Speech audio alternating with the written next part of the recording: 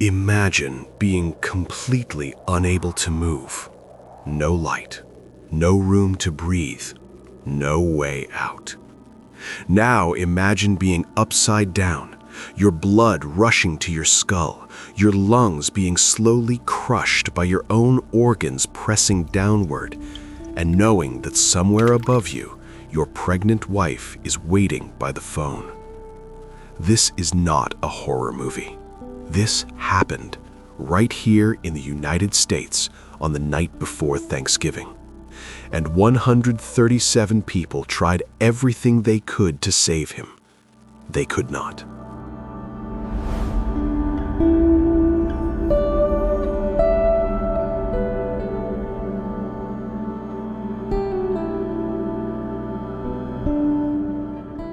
About 45 miles south of Salt Lake City, Utah, there is a hill called Blowhole Hill. From the outside, it looks like nothing, just dry scrubland, desert rock, and silence. But beneath it lies a labyrinth, Nutty Putty Cave. Discovered in 1960 by a man named Dale Green, who almost named it Silly Putty before settling on the name we know today, a nod to the soft clay-like walls that coat nearly every passage inside.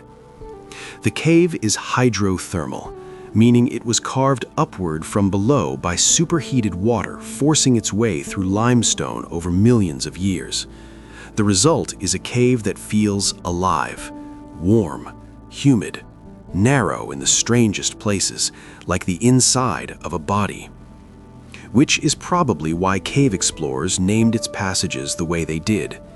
There's the Big Slide, a massive room where the floor tilts at a 45-degree angle. There's the Maze Room, a tangle of boulders and openings that can disorient even experienced cavers. And then there are the infamous squeeze passages, tunnels so tight that grown adults have to exhale completely just to move an inch. The aorta crawl, the Scout Eater, and the one that matters most to this story, the birth canal. By 2009, Nutty Putty had already seen 4 separate rescue operations. Cavers had gotten stuck in those tight passages and needed teams to inch them out backwards, sometimes for hours. It had been shut down entirely from 2006 until May 2009, when it reopened under a new permit system, only one group allowed inside at a time, and a padlock on the entrance at night. By most standards, this was considered a beginner's cave, a family cave, a place where Boy Scout troops spent their weekends. It was also, for one family, a death trap dressed up as a holiday adventure. John Edward Jones was 26 years old. He was the kind of person people remember vividly. Warm, funny, deeply faithful. He came from a large Mormon family in Stansbury Park, Utah, one of 7 kids. He had grown up caving. His father took the family on caving trips all over Utah. To John and his younger brother Josh, climbing through dark tunnels felt as natural as riding a bike. But life had moved on since then. John was now a medical student at the University of Virginia. He was married to Emily, a woman he had proposed to in a room full of rose petals at the top of the Joseph Smith Memorial Building in Salt Lake City after playing her a song he'd written on guitar. She gave the ring back. He waited 2 months until she was sure. They married. Now they had a 13-month-old daughter named Lizzie, and Emily was pregnant with their second child, due in June. John hadn't been in a cave in years. But it was Thanksgiving week. He was home. Josh had organized a group trip to Nutty Putty, 11 friends and family members, and John was excited to relive a piece of his childhood, just for one evening, just for fun. Emily stayed home. She was pregnant, tired, happy to rest with her in-laws and little Lizzie. John kissed her goodbye and walked out the door at 8 p.m. on November 24th, 2009. It was the last time she would ever see him walk out of anywhere.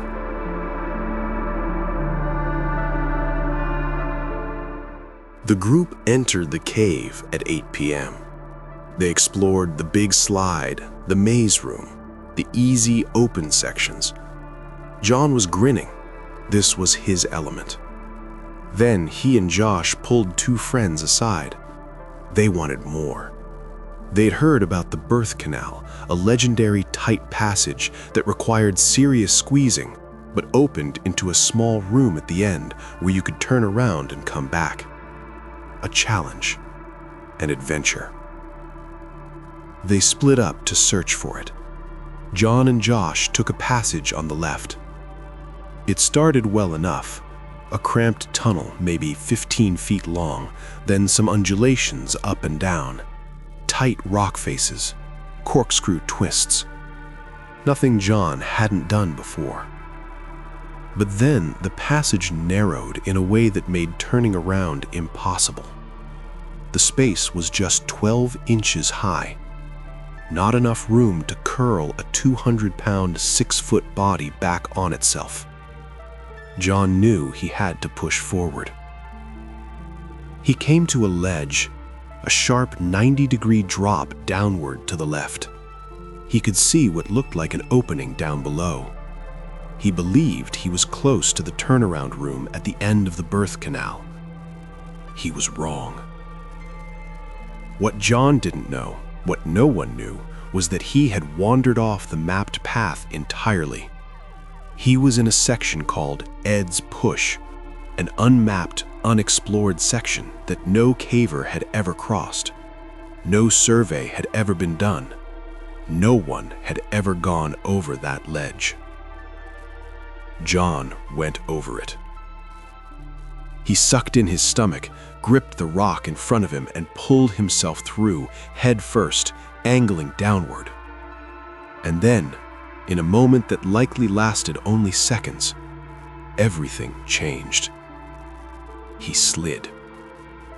Whether he lost his grip, hit his head, or simply misjudged what was below him, we'll never know for certain. What we know is that John Jones ended up in a narrow vertical fissure at the bottom of a dead-end tunnel. A crack in the earth measuring 18 inches wide by 10 inches tall, about the size of a laptop screen. He was wedged upside down at a 70-degree angle, one arm folded under his chest, the other pinned against the rock. His calves and feet dangled above him. His head was below his heart. His lungs were being compressed by gravity and his own body weight. He was completely, irreversibly stuck. He started yelling for Josh. Josh heard his brother calling. He crawled toward the sound, feet first this time, navigating the corkscrew passage, and reached a point where he could see John's shoes sticking out of the rock. Just two navy and black running shoes, protruding from a crack like the earth had swallowed him. Josh grabbed his brother's ankles and pulled with everything he had. John didn't move. Josh's hands began to shake. There was this moment, Josh later said, where I thought, I'm not getting him out.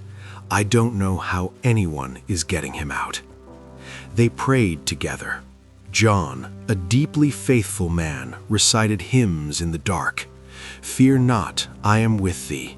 Oh, be not dismayed, for I am thy God, and will still give thee aid. Josh went to get help. Go get him, brother, John told him. At 9:30 p.m., Josh ran out of the cave to call for rescue. The response was massive. 137 rescuers would eventually respond. Caving experts, search and rescue teams, fire departments, medical professionals, all converging on an unremarkable hole in the Utah desert on the night before Thanksgiving. But here is the problem that would haunt every single minute of the next 27 hours. The passage to reach John was so tight that only small, wiry people could get to him, and only one person at a time. Every piece of equipment had to be passed through the corkscrew by hand. Every tool, every rope, every pulley had to clear a space roughly the size of a washing machine opening. It took nearly an hour just to reach the area near John from the cave entrance. The first rescuer to reach him was Susie Mottala, a 5'3" search and rescue volunteer. She crawled to him at 12:30 a.m., 3.5 hours after John first got stuck. Ropes were tied around her own ankles, a precaution in case she got stuck too. When her headlamp finally found him, she heard his voice. "Hi, Susie. Thanks for coming. I really want to get out." While rescuers began the agonizing work of getting equipment in, John's body was beginning to betray him. The human cardiovascular system is engineered around gravity. Your heart pumps blood upward to your brain, but it also relies on veins, valves, and the natural downward pull of gravity to return blood from your extremities back to the heart. The entire system is a one-way street built for an upright body. When you invert that, when you flip a person upside down, everything goes wrong. Blood pools in the head. Pressure builds in the skull. The brain, not designed to handle this, begins to swell. Fluid seeps into the lungs. The organs press downward on the diaphragm, making every breath require enormous muscular effort. Medical experts predicted a person could survive this position for maybe 8 to 10 hours. John would be upside down for 27. Through the night, cavers took turns talking to him through the tight passage. They passed a telecommunications line down so he could speak to Emily, who was waiting by the phone at home. She told him she loved him. She told him to hold on. She still fully believed he would come out. John told her he would be home soon. Meanwhile, the rescue team came up with option after option. They considered pouring 6 gallons of vegetable oil down the crack to lubricate him out. They talked about micro-explosives to widen the passage, but the risk of collapse was too great. They brought in drill bits and chisels, but in that tight passage, it took 90 full minutes to drill through just 6 inches of rock. Time was not on their side, and the cave was not cooperating. By mid-afternoon on November 25th, nearly 19 hours after John first became stuck, the rescue team had finished building their best hope, a pulley system using 15 tandem pulleys drilled directly into the cave walls, with a rope running all the way from John's legs out to the main pit where 8 people could pull in unison. The system had worked before. In 2004, a 16-year-old boy named Brock Clark had been rescued from a similar stuck position in Nutty Putty. It took 14 hours, but it worked. Ryan Schertz, a 6'1" caver who was somehow slim enough to squeeze into the passage, positioned himself next to John. He could see him now. Eye contact. The first human face John had seen in hours. John looked exhausted, dirty. His eyes were red, but he managed a smile. The team began to pull. With each heave on the rope, John moved upward, 1 inch, then 2, then 3. Ryan coached him through it. "Push with your hands, John. I need you to push with me." John was screaming in pain. The rope around his legs, tied there for hours, had left them completely blue, with no discernible pulse. His nerves were hypersensitive. Every tug felt like fire. But he was moving. He was actually moving. They had pulled him up enough that Ryan could look down into the crack and pass him a bottle of Gatorade through a tube. John drank it. The team had an IV ready, medicine to counteract the effects of 20+ hours of inversion the moment he was freed. Then, his feet hit the low ceiling of the tunnel. They couldn't bend his legs to clear the obstruction. John had no feeling in them, no control. The team began discussing the unthinkable, breaking his legs deliberately to get him out. Before they could decide, something gave way. A single anchor bolt, the one holding the rope nearest to John, threaded through a natural arch in the cave wall, pulled free from the powdery calcite coating on the rock. The rope snapped taut and whipped backward. The carabiner and pulley mechanism struck Ryan's shirts directly in the face. He was knocked unconscious. When he came to, he was bleeding from his lip and tongue, disoriented with a concussion. He had to be evacuated immediately. And John, who had been 20 hours upside down, slid back into the crack, deeper than before. Ryan's father, Dave, took his son's place in the passage. He reached John and tried to tie ropes around his torso to rebuild the system. He couldn't get the rope past John's wedged body. Dave got stuck himself for about 15 minutes. He was rescued. He was exhausted. A rescuer named Brandon Kowalis arrived near the end of the operation. He would later write that when he reached John, he was mostly unconscious. He had begun talking about seeing angels and demons around him. His legs were twitching. His breathing, what little there was of it, came in long, wet, gurgling intervals, the sound of fluid in the lungs. The telecommunications line was passed down one more time. Emily spoke to her husband. She told him she loved him. She told him to rest. She still believed, truly believed, he was coming home. John didn't respond. Brandon checked what he could of John's condition and relayed the findings to the paramedic waiting in the main pit. The rescue team gathered. The conversation was quiet and devastating. They knew. At 11:56 p.m.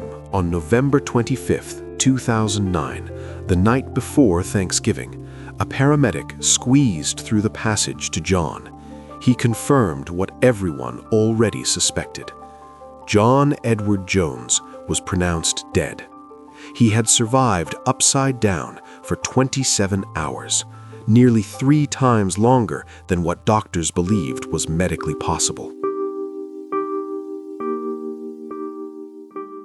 On December 9th, 2009, 2 weeks after John died, authorities used explosives to collapse the ceiling of the Ed's Cush passage, the section of cave where his body rested. Then, every entry point to the cave was filled with concrete. Nutty Putty Cave was sealed forever. Not because of liability, not because of regulation, because John's family and the landowner agreed his body could not be recovered without putting more lives at risk, and so the cave would become his tomb. A plaque was placed at the entrance. It honors both John and the rescue team. Visitors still go there, hundreds of them every year, to stand at the sealed concrete mouth of the cave and pay their respects to a man they never met. Many of the 137 rescuers were traumatized by the experience. Some have never entered a cave since. The rescue coordinator, a man named Steve Hodgson, later said that of all the hundreds of rescue operations he managed across Utah County over 29 years, this one still sits at the top of his memories. He said, "We felt like we left something unfinished. We just felt like we didn't give the family the closure it obviously wanted. Emily, John's wife, has moved 4 times since 2009. She has remarried and built a new life. She has spoken publicly about John and made clear that she will never stop loving him. The cave has followed her everywhere. She cannot escape it. None of them can. Josh, John's brother, who organized the trip, who heard his brother's voice from the other side of the rock, who grabbed his ankles and could not pull him out, has said that he appreciates when people talk about John. It keeps his memory alive. It was the worst case scenario, Josh said, and I think that's why people are drawn to it. In 2016, a feature film called The Last Descent was released, telling the story of John and Emily's relationship and the night of the rescue. The cave has become something else now, a legend, a warning, a ghost story told in the dark. There's a rule in caving that's been taught for decades, in grottos and caving clubs all over the world. Never go headfirst into a downward passage you cannot see the end of. Had John been oriented feet first, the way his brother Josh navigated that same corkscrew passage, experienced cavers believe he would have gotten himself out. His angle of his body would have been different. Gravity would have worked for him instead of against him. One decision, one direction, feet versus head. That is the paper-thin margin between an adventure and a tragedy. John Jones was not reckless. He was not foolish. He was a 26-year-old husband, father, medical student, and brother who made one navigational error in the dark. He went forward when he should have stayed. He went head first when he should have gone feet first. He trusted what he could see, and what he could see was wrong. He spent his last hours in that crack singing hymns, praying, telling his wife he loved her, and cracking jokes with his rescuers. He comforted the people trying to save him. Multiple rescuers said that in their years of emergency work, they had never seen anything like it. He was afraid, he was in agony, and he was still, somehow, at peace. Nutty Putty Cave is sealed now. It will never open again. Somewhere beneath that Utah hillside, in the dark and the silence and the warm limestone walls, John Edward Jones is still there. And every single person who hears this story, every caver who double-checks their route, every parent who tells their kid to go feet first, every person who calls someone they love a little sooner than they planned, every single one of them carries a small piece of John.